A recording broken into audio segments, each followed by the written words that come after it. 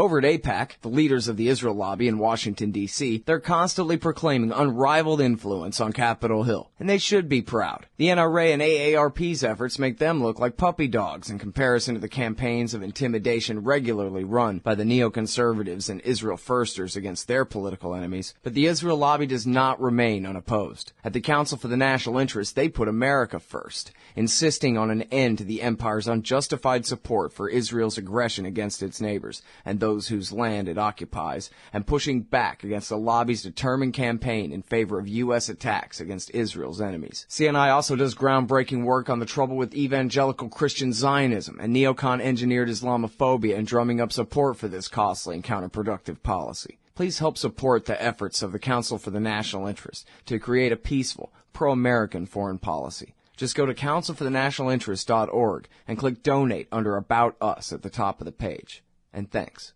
All right, y'all, welcome back to the show. I'm Scott Horton. This is the Scott Horton Show. Streaming live worldwide from scotthorton.org and from noagendastream.com. Full interview archives are at scotthorton.org, and you can follow me on Facebook, Twitter, and YouTube at /Scott Horton Show. And our next guest is Bruce Schneier, and he is a computer security expert and writer. And, boy, this is where I scramble to click the right tabs here. His website is Schneier.com. That's Schneier, Schneier.com. And here he is at theatlantic.com with what we don't know about spying on citizens. Scarier than what we do know. Welcome back to the show, Bruce. How are you doing? I'm doing great. I appreciate you joining us today. It's been way too long since we've spoken. And you know what? This series of stories coming out of The Guardian and or The Post, it's, a lot's covered. And, of course, the TV is mostly concerned with the soap opera of the leaker himself. But you've got a great rundown here, sort of what we know, what we found out over the last decade even about the different programs the government has for hacking us, the plain old regular American citizens. And it's the kind of thing where I think you probably need your level of expertise to be able to categorize and remember all of the different things that they're doing to us at this point, the way you've recounted it in this article. It's really incredible. Can you sort of paint the picture for the people here? Well, I mean, really, the story is less the individual details and more the totality. I mean, it's kind of ironic. I was writing that piece you talk about over the past few months, and it wasn't the metadata, so to speak, huh? Right, by last week's events. We could talk about metadata, and I think it's a terrible word for that. But over the decades, we've been seeing a huge growth in surveillance, both government and corporate. I mean, the interesting thing about this story of last week is not, is the NSA is spying on everybody, but they're not doing a lot of work to do it, right? They're getting a lot of the data from Verizon and from Google and from Apple and from all these companies. And that's sort of the real story, that there is an enormous amount of data about individuals being collected and saved for use later. And it's pretty much impossible to live a life where that doesn't happen. So we're entering a surveillance state. And we should have a huge debate now about whether the government is allowed to get this data and under what rules, under what laws, and how much secrecy. But there's a much broader debate about whether we want to live our life in public in this way, whether we want large companies buying and selling this data in an effort to advertise us better or behaviorally profile us better. And so these are all the meta issues that are coming to light because of what happened in the past 5 days. But the issues are a decade or more in the making. Yeah. Well, so I'm afraid about that public debate as much as I am all the secrecy, because it seems like everybody always decides wrong. Go ahead and have your way with us. What do we care? And, of course, it's always the 56% versus the 41 of us, and they get to cede our rights for us, and we don't have a say in it, those of us in the minority. Well, hopefully, there are strong constitutional issues here, especially when it comes to government surveillance. Right? Rules about probable cause and getting court orders. Rules about what the NSA is allowed to do domestically versus foreign versus with foreigners, rules about what the FBI can do. So we do have these rules. I mean, you're right. When you're dealing with public opinion, especially when the public is scared for reasons right or wrong, it's very easy to cede our rights, to say, just do anything and keep me safe. And unfortunately, a lot of the debate in the last decade has been from a position of fear. And I think that's wrong, and you're right. We can come up with very, very bad answers. But, we as a nation can come up with good answers, too. After the abuses of the 70s, we established a lot of controls against government surveillance. And we can easily put in controls against corporate surveillance about how this data can be used and collected. But Europe has done that, and their economy is no less robust because of it. So we can have these debates. You're right that it's hard, and fear is not a good place to have them from. But I think we do need to learn to discuss scary things. We as a civilization, as a country, we're dealing with a lot of risks these days that are complicated and technological, and we do need to figure out how to have intelligent conversations of them. And whether it's climate change or surveillance or any other large issues, I don't think we can say that, look, we can't talk about this because we don't know how. And I think that's a mistake. Right. Well, and from what all we do know about what they're doing, I mean, it seems like, for somebody who, just more or less tries to keep up with this on the layman level, reading Bamford and following the news, I guess I would have guessed exactly what we're finding out this week, that, ever since the FISA amendments, they've legalized the creation of warrants for categories of information. And so go ahead, NSA, read emails or whatever it is that you're interested in. Google searches. That's a category of information. Here's a warrant for Google searches. Why not? There's basically nothing stopping them. That's what I've assumed was behind all this secrecy, was exactly what we're finding out. But then, so what do you imagine is the so much more that we don't even know yet? How much worse could it get? And I think you're right. I think for those of us who study intelligence and the NSA and policing, there are not a lot of surprises here. I mean, it's important to get the real documents and the real information because suspicions can't drive policy change. You actually need the real facts. But no, we all thought that all our email was being hoovered up by the NSA. We all expected all of our phone calls were. There's not a lot of surprise here. The only surprise was the presidential directive on cyber war, because that discussed not eavesdropping, but offensive cyber capabilities. That the United States is building cyber weapons, is targeting cyber weapons, and is engaging in operations to gauge how well they work. And I think that ties into this. Just because the U.S. Cyber Command is at Fort Meade, Maryland, with the NSA, and the general in charge of the U.S. Cyber Command is General Keith Alexander, in charge of the NSA. So all of this is tied together.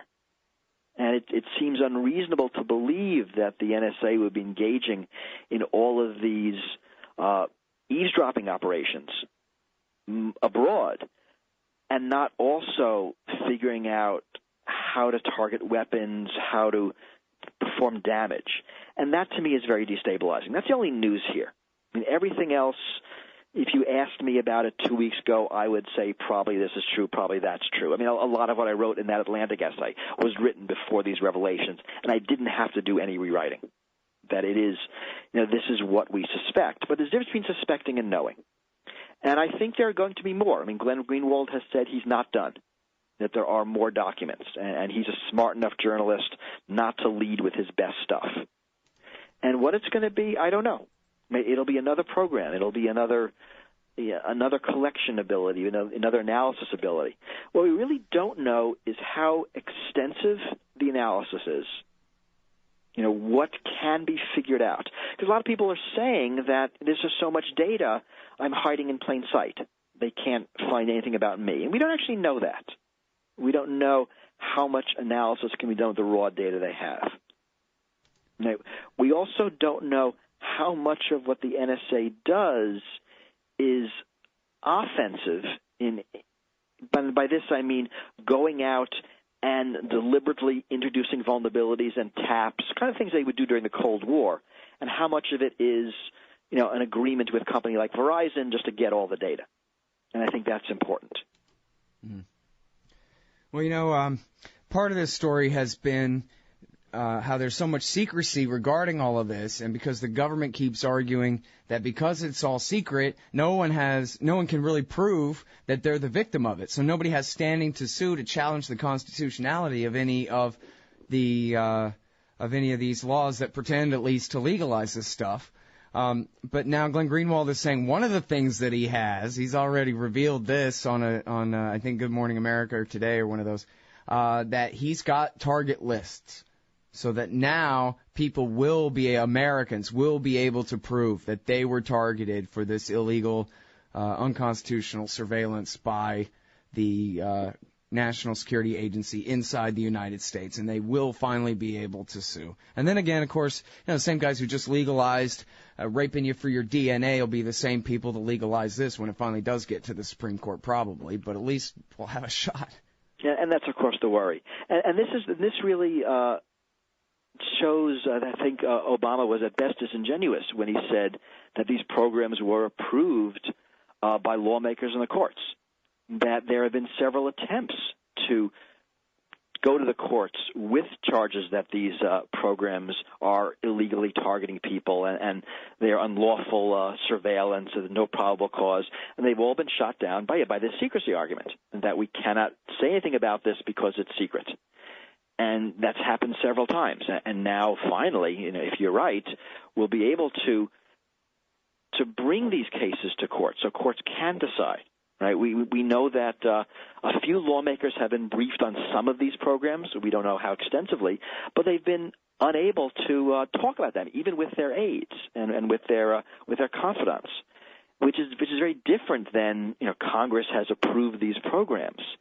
This really is secret government, and secret government is not something that's good. I mean, secret government is dangerous. Power is by nature abusive, and people with power by nature abuse it. And there's a reason that we limit government power, because we know we are more secure because of it. And this is an example of what can go wrong. Mm-hmm. Well, now, you talked about the volume of data, and we don't know really how good they are at automating the analysis of all that they're scooping up. I think the phrase in Bamford's book is that they're always trying to surf on the ocean of data rather than drown in it, and it's always a struggle to do that. And, of course, Bamford on the show last week started listing all their failures to stop attacks, off the top of his head. I had to stop them before we wasted the rest of the show. As he said, they keep adding hay to the haystack instead of getting better at looking for needles. But I guess, what's your best guess about the software? We've heard all about ThinThread and Variant and, Israeli software here and scandalous, very expensive but not very functional software there. Is it really plausible that the NSA could write a script smart enough to surf every freaking 1 and 0 in the world every day and figure out what matters and what doesn't? I mean, I think, yes, we don't know to what degree. I mean, because we can look at what companies like Google and Facebook are doing with our data, and it gives us some idea. I mean, these companies are trying to use it to gauge interests.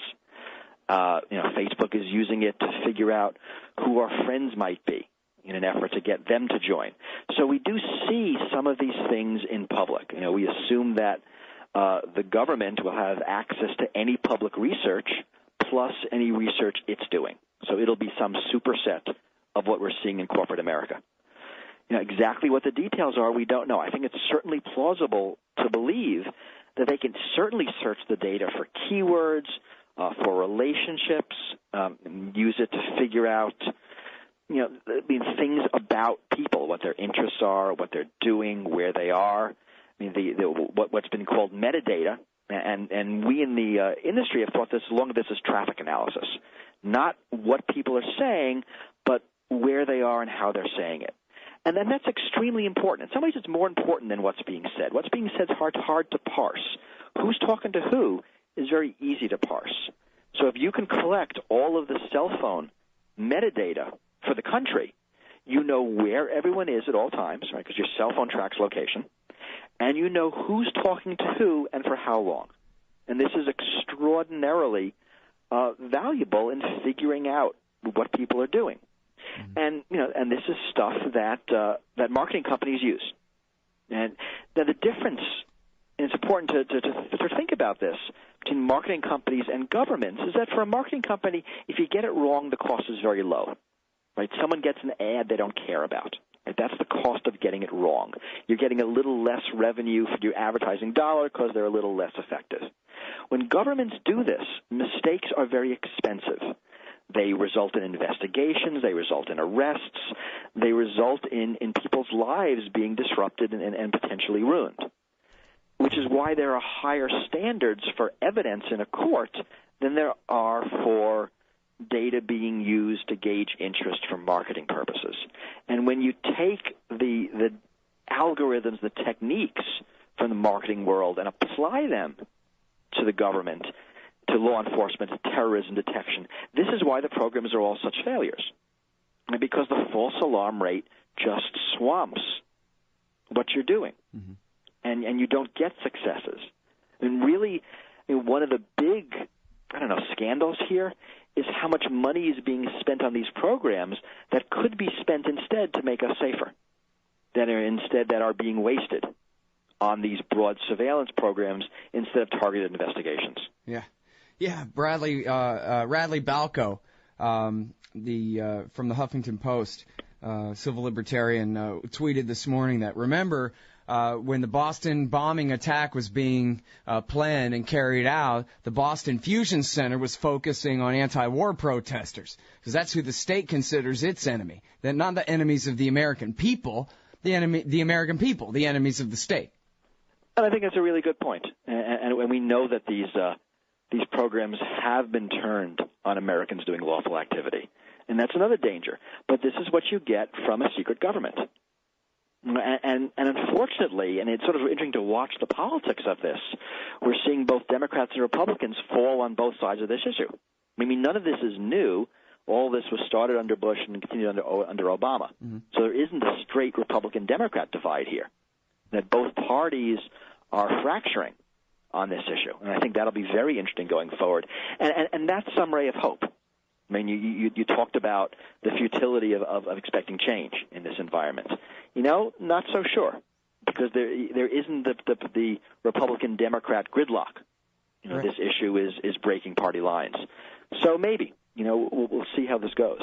Yeah, it spits and starts, but we've had a lot of political realignment going on for the last 10 years now, where you really have the people that side with principle, versus the people who side with their political heroes. And, the more scandals there are, the more people, it's bipartisanship, only it's bipartisanship in opposition to all this madness. It's not Lindsey Graham, John McCain bipartisanship. It's the other end of the spectrum bipartisanship from there, Yeah, it's true. So, but, unfortunately, it's very hard to talk about what's going to happen in the midst of the debate. And the New York Times this morning asked me to comment on whether Snowden should be prosecuted.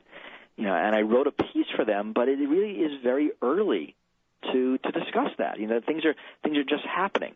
And one of the problems with the news cycle is we can't wait a week and see and really figure this out, that people want to know now. And I think that's why the news story today and yesterday was the human story. Right. Was who Snowden is and where he is and what were his motives, which to me obscured the real story of the documents and the government programs and whether they're lawful and secrecy and who we are as a nation and whether and how we're spying on our allies. I know in the UK they're kind of up in arms in this because they finally realize that every time the NSA says, well, we never spy on Americans, that Brits are not Americans. And they're asking their government about how much cooperation they've been giving.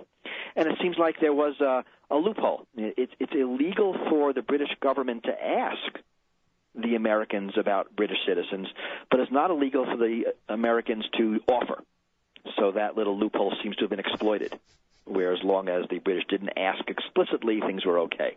So a bunch of stuff is coming out of this, and we're going to see as this unfolds. I mean, you say Greenwald has more things to tell us, so there are going to be more documents. I think there's a good chance we're going to see some more whistleblowers come forward with other documents and other programs now that sort of the dam has been broken. I hope so. You know, and we'll see. We know that Obama has, over the past, I mean, actually much more than Bush, has gone after whistleblowers, has really declared war on them and intimidated them and prosecuted them to an extent no other president has in our history. Yeah. So there's that to consider. And what Snowden did was very, very brave, and there have been some articles that said it was foolish. And, you know, I don't know if I could disagree with that, because what he did is very, very dangerous. Well, sure, yeah, it's both, right? That was one of the textbook Socrates syllogisms, right, was about how bravery and foolishness are the same thing. Yeah, and we'll see. I mean, as a culture, we tend to be very hard on whistleblowers. That even if we believe in what they did, you know, at some gut level, we just don't like that someone does that someone is a traitor, you know, whether it's a traitor to their company or their country, that even if what they're doing is morally correct, we tend to object to the actions. And it's more often history that holds these people as heroes rather than present day. Yeah. Although I think more and more, just like more and more people are you know, falling away from their former partisanships, I think people more and more are understanding that the government is not the country. And actually, in a case like this, stealing, quote unquote, stealing your government secrets about their horrible crimes and abuses and giving them to the people is the highest form of patriotism and love of country. And all he's doing is betraying a bunch of people who are betraying us. It's like stealing your own stuff back, you know? So we'll see what happens. I mean, there are sort of many issues we have to talk about, you know, right? Whether these programs are legal or illegal, whether the classification was legal or illegal. I mean, there's been a lot of overclassification. And we actually do have whistleblower protection laws in our country. We have laws that protect whistleblowers from prosecution and from abuse when they disclose things like that. How well do those laws apply in this case? These are all kind of complex questions and questions we have to answer before we talk about what to do with the person. Mm. All right, and now I want to try to understand this a little bit better about kind of the way this works. I guess I grew up hearing stories about, I knew a guy who sued for his FBI file, and he got this big, thick thing back where apparently they've been following him around for weeks. But why? All he did was know a guy who knew a guy who sold pot or, you know, something silly like that. I heard that kind of stuff from time to time when I was a kid. And what I'm coming to understand, I think, about the way all of this, you know, vacuuming up of everything. And I know not everything that the NSA has is available to every domestic cop, that kind of stuff. But they all have their different versions of this data mining, and it seems like what they have is sort of the instant FBI file, right, where even if they've never investigated you before at all they really got to do is type your name into the main core search engine or whatever and hit enter, and it immediately assembles a file on you out of every database in the world, in and out of government, everything that they've tapped, everything they've ever collected on you, all of a sudden it comes up. So they don't need FBI file on you. They can, as I think Snowden put it in the interview, they can go back in time and scrutinize every decision you've ever made, everywhere you ever spent a Wednesday night or whatever that they want. Right, but be careful, there isn't a single they, and I think that's important to realize. Right. And the government is much less monolithic and much less efficient than we give it credit for. I mean, these are NSA programs. How much of this data goes to the FBI, Department of Justice, is really unclear. How much of it goes to Homeland Security is unclear. How much it goes to the fusion centers is unclear. We don't really know and understand how this data flows. When the FBI has been agitating for changes in the law to allow them to get more data from corporate databases. National security letters have been used by the FBI to get some of this data. That's different from these NSA programs. And we don't know, and I think it's important for us to know, how much this data moves around different areas of government once it's collected. You know, who has access to it, under what legal regimes, and for what purposes. And we don't know. I mean, this particular leak is about the NSA, which I believe isn't sharing data very much with the FBI. I might be wrong. That I'd be sharing a lot. There might be an NSA terminal in the FBI headquarters. We don't know this. Mm-hmm. But we like to think of the government, because it's just easy, as this sort of big monolithic behemoth with a single mind, but it's not. It's very complicated. There are a lot of turf battles. There's a lot of inefficiencies, and we just don't know. Well, and it sounds like also what you're saying is none of how this works is in the law. This is all just executive orders and decision directives and rules and regulations written within the executive branch, and so we can't look up the law that Congress passed that says how it works, because there isn't one. Right, and a lot of those regulations are secret. I mean, and the president's directive on cyber war was an example of a top secret. And you read it, and you wonder why it's top secret. It's pretty general, but a top secret directive discussing how the government, it's addressed to pretty much everybody at a high level, how they should formulate cyber war strategy.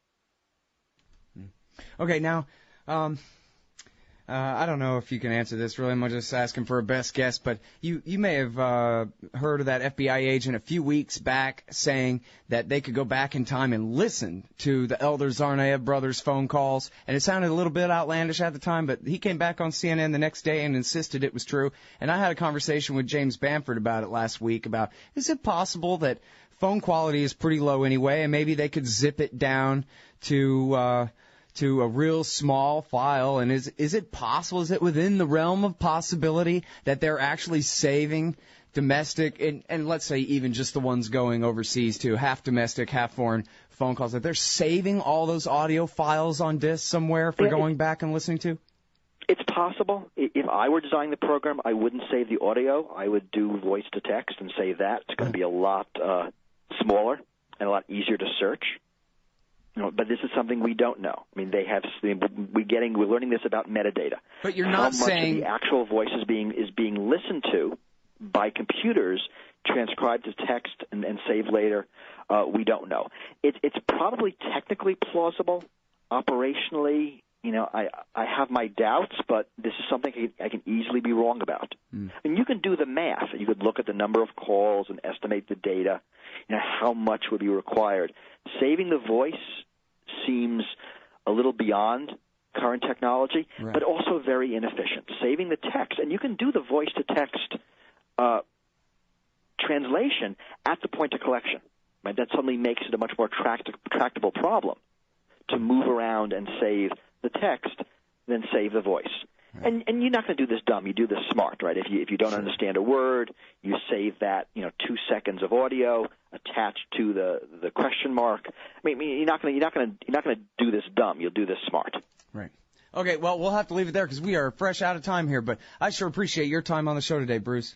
No, thank you for having me. All right, everybody. That is Bruce Schneier, SCHNEIER.com. SCHNEIER.com, and he's got this great piece at The Atlantic about what we don't know about National Security Agency spying, about how we need leakers.